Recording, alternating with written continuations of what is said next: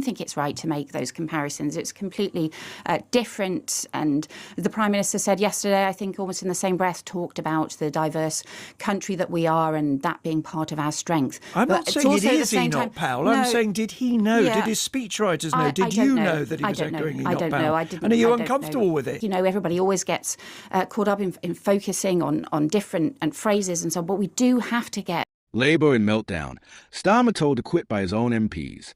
Before we dive into this absolute shambles unfolding within Labour's ranks, do hit that subscribe button, because UK Connors is where you get the unvarnished truth about Westminster's chaos. And trust me, you won't want to miss what's coming next in British politics. Right, let's get straight to it.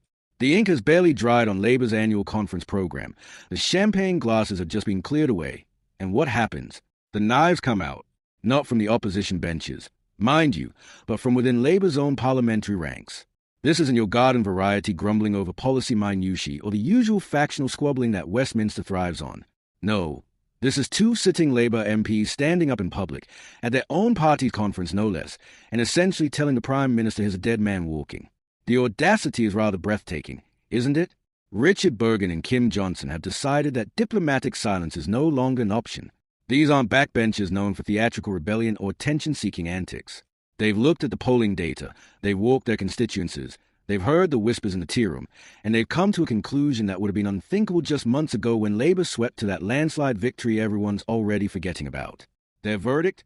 Keir Starmer is very unpopular, catastrophically so, and if Labour doesn't change course, they are headed for electoral oblivion.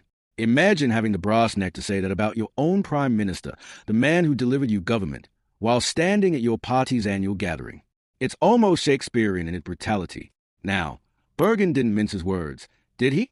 He painted a rather bleak picture, suggesting that when the council elections roll around and Labour gets absolutely pummeled, as opinion poll after opinion poll suggests they will, political gravity will do its work. The Prime Minister, he suggests, will simply have to go. It's inevitable, he says. Inevitable.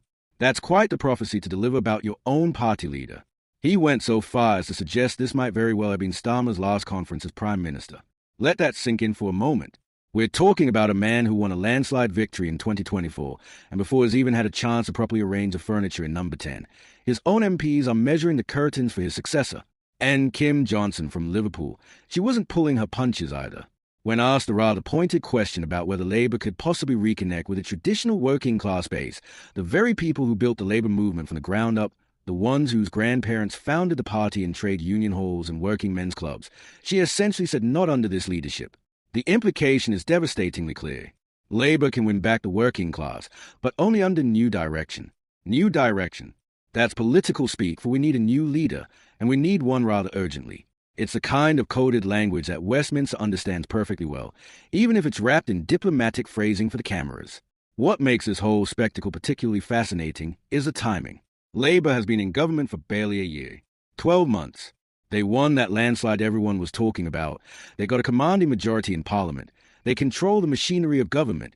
And yet here we are, discussing open rebellion and leadership challenges.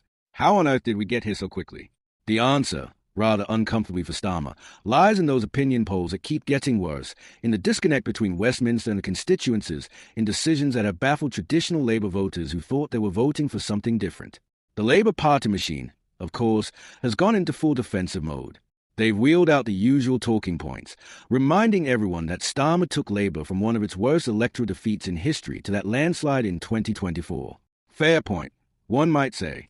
They are banging on about tough but necessary decisions, putting working people first, or the standard rhetoric we've heard before. But here's the thing that makes their defense ring rather hollow.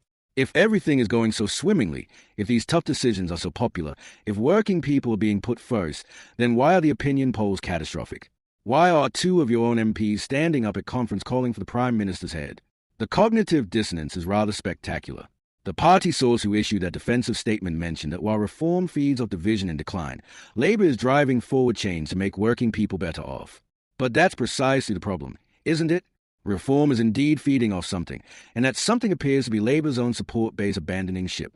You can't simultaneously claim you're making working people better off whilst those very same working people are telling pollsters in droves that they're deeply unhappy with your government. The numbers don't lie, and in politics, perception very quickly becomes reality. What's particularly delicious about this whole affair is how it exposes a fundamental tension within modern Labour. You've got one faction that believes Labour won in 2024 by moving to the centre, by being sensible, by not scaring the horses, by proving they could be trusted with the economy and national security.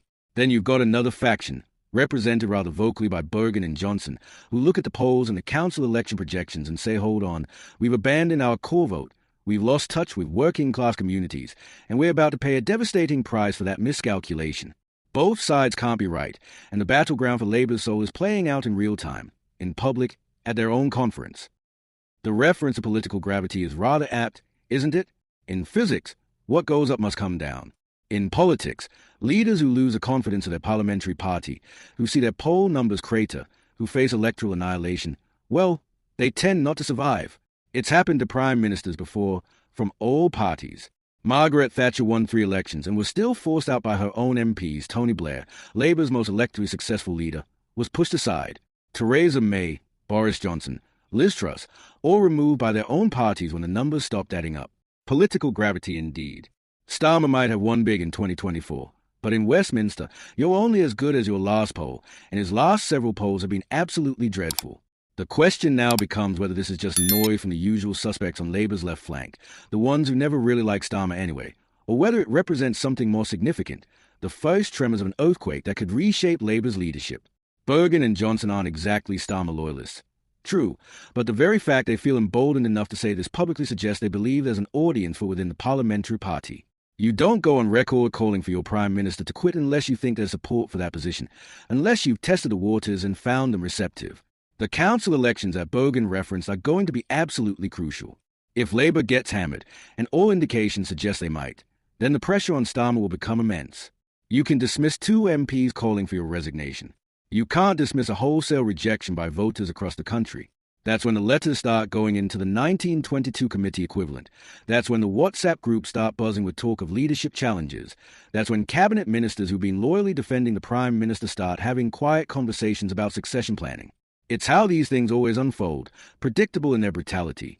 What Labour seems to have forgotten, or perhaps never quite understood, is that landslide victories can evaporate with stunning speed if you lose the trust of the electorate. They won big in 2020 for not necessarily because everyone loved Labour, but because everyone was exhausted by the Conservatives. That's a crucial distinction.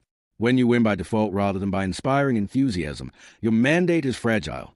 The electorate gave Labour a chance, and if they feel that chance has been squandered, they'll take it away just as quickly. The British voter can be remarkably unforgiving when they feel let down, and right now, those polls suggest a lot of people feel very let down indeed. The sassy response from Labour HQ about reform feeding off division while they drive forward change is rather rich, considering their own MPs are openly calling for regime change. If reform is feeding off division, who exactly is providing the feast? Labour's internal warfare, their disconnect from traditional supporters, their inability to articulate a vision that resonates beyond the Westminster bubble, all of that is feeding the rise of reform and other challenges.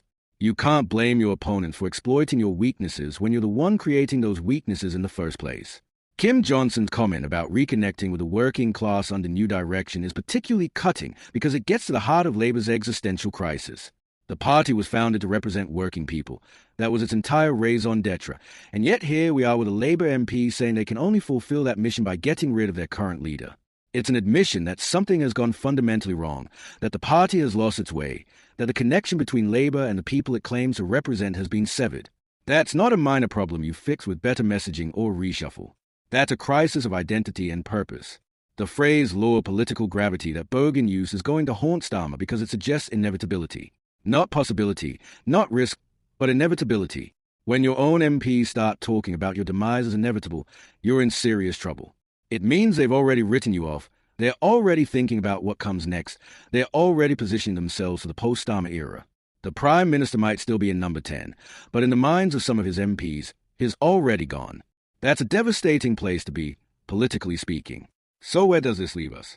Labour is fractured. The Prime Minister is under siege from his own benches.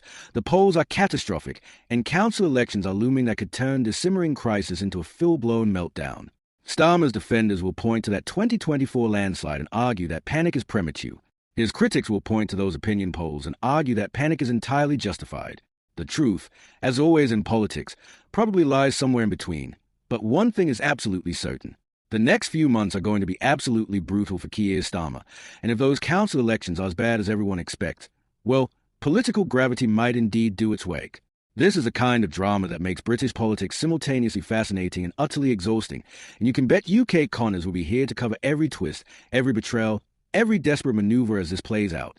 Make sure you're subscribed, because if you think this is dramatic, just wait until you see what happens next. The curtain is just rising on this particular Westminster tragedy.